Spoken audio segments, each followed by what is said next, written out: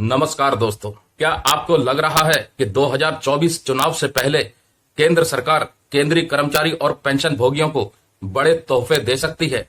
लगातार अलग अलग यूट्यूब चैनल पर अपनी अपनी राय आ रही है। अलग अलग मीडिया के माध्यम से अलग अलग रिपोर्टें आ रही हैं कि ये हो सकता है और वो हो सकता है।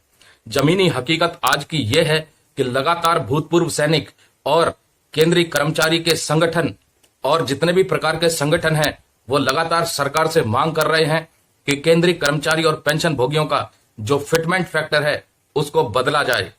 2.57 जो कि सबसे बड़ी विसंगति है, जिसमें निचले क्रम के कर्मचारियों और पेंशनरों को फायदा नहीं हुआ है और अधिकारी रैंक को बहुत फायदा हुआ है।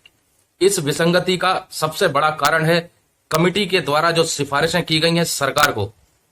तो क्या इसमें कमिटी जिम्मेवार है या फिर सरकार जिम्मेवार है? किसी भी प्रकार का कोई भी सामूहिक फैसला लेना ये कमिटी रिकमेंड करती है और उसके ऊपर फाइनल मोहर कैबिनेट की लगती है और उसका अप्रूवल होता है। यहां कमिटी जितनी जिम्मेदार है उतनी ही जिम्मेदार सरकार भी है कि कमिटी ने जो रिकमेंड कर दिया केवल आपने उसी को मोहर लगा दिया। सिर्फ कमिटी पोस्ट ऑफिस का काम करती है, बनाया और दिया और लागू कर दिया। सिलसिलेवार तरीके से 2016 से बहुत सी विसंगतियां हैं, उनको लेके आपको समझाता हूं। सबसे पहली विसंगति 7वें वेतन आयोग में जो निचले क्रम के कर्मचारी हैं उनकी जो पेमेंट और पेंशन का इजाफा हुआ है वो बहुत कम हुआ है, जिसके बारे में मैं अभी बात कर चुका हूं।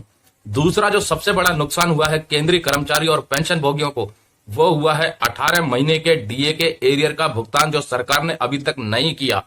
उसका इंतजार लगातार कर्मचारी और पेंशन भोगी और तमाम केंद्रीय कर्मचारियों की यूनियन इंतजार कर रही हैं।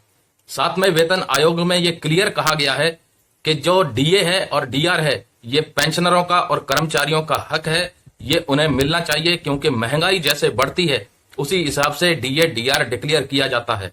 जहां एक तरफ महंगाई अपने आसमान छू रही है, वहीं एक तरफ डीए के एरियर का भुगतान नहीं करना, वो भी 18 महीने का, ये कितनी बड़ी इनजस्टिस हो रही है पूरे केंद्रीय कर्मचारी और पेंशन भोगियों के साथ। हवाला दे दिया जाता है कि वित्तीय बोझ था कोरोना काल के दौरान। दूसरी तरफ आप आंकड़े पेश करते हो कि देश 5वीं सबसे बड़ी इकोनॉमी बनता जा रहा है। तो क्या 5वीं सबसे बड़ी इकोनॉमी के पास इतना पैसा नहीं है कि वो अपने केंद्रीय कर्मचारी और पेंशन भोगियों का जो डीए और डीआर का एरियर है जो कि उनका हक है वो दे सके? तो फिर किस बात की वो 5वीं सबसे बड़ी इकोनॉमी? क्या सिर्फ स्कैम और घोटालेबाजों के लिए ये 5वीं सबसे बड़ी इकोनॉमी है? जो ईमानदार तरीके से अपनी नौकरी कर रहे हैं और पेंशन ले रहे हैं उनके लिए नहीं है? ये सोचने वाला मुद्दा है। तीसरा जो सबसे बड़ा मुद्दा आया, 1 रैंक 1 पेंशन 1 और 1 रैंक 1 पेंशन 2, जिसमें कि निचले क्रम के कर्मचारियों का फिर से लगातार शोषण किया गया। यानी कि बहुत सी ऐसी विसंगतियां थी जिसमें निचले क्रम के सैनिकों का कोई खास लाभ नहीं हुआ। उनकी पे फिक्स उस हिसाब से नहीं हुई जिस हिसाब से अधिकारियों की हुई।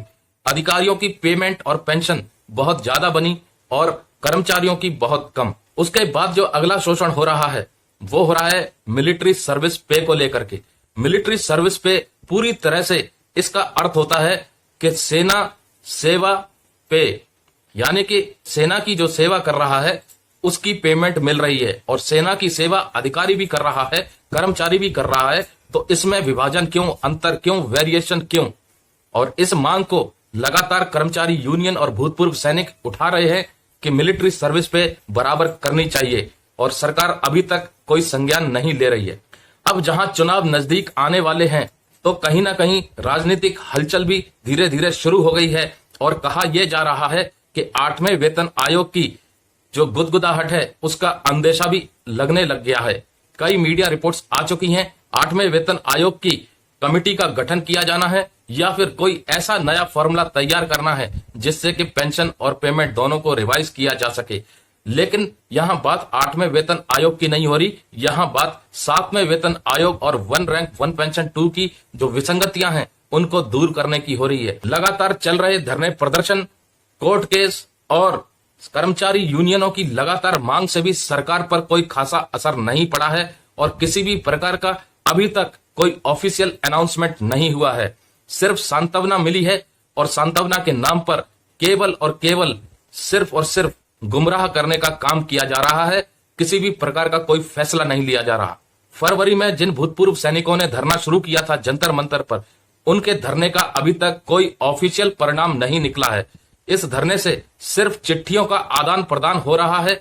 चाहे वो कर्मचारी यूनियन सरकार को चिट्ठी लिख रही हैं, लेकिन वहां से कोई जवाब नहीं आ रहा और कोई ऑफिशियल अनाउंसमेंट नहीं हो रही कि सरकार आखिर किन मुद्दों पर सहमति बना रही है और किस प्रकार से भूतपूर्व सैनिकों को रिझाने का काम कर रही है।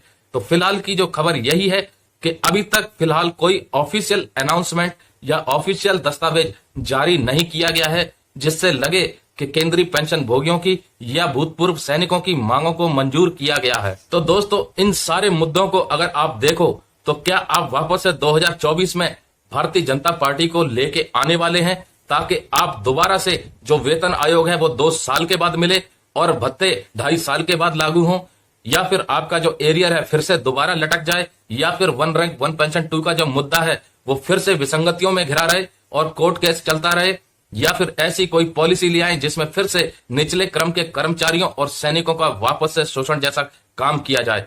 तो दोस्तों, ये सोचने का काम आपका है कि आपको किस तरह की सरकार चाहिए। वापस से अगर आपको धरने प्रदर्शन करने पड़े तो भारतीय जनता पार्टी को जरूर लाइए। जय हिंद, जय भारत।